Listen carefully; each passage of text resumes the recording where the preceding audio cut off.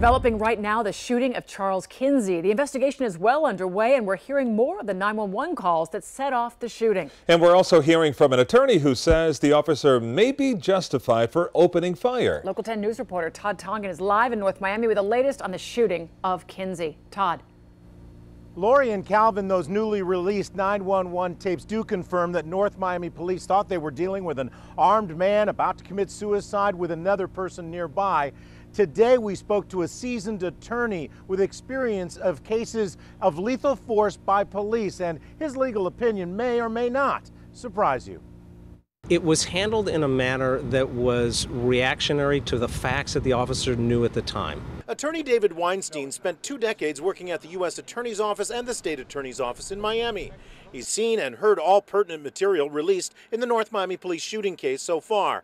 And in his opinion, certain factors could make SWAT team member Jonathan Aletta's shooting of Charles Kinsey, an unarmed behavioral assistant trying to help an autistic patient, a justified shooting.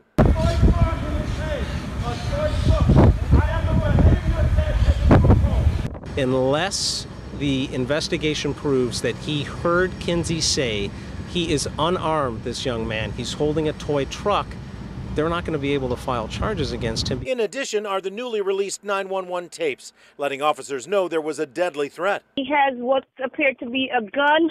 He has it to his head. The Spanish guy looked like he's a mentally ill person. That information was relayed to officers by dispatch, and an officer on scene also warned officers of a deadly threat. Looks like this guy is loading up his weapon. Unit to the south, look out for crossfire.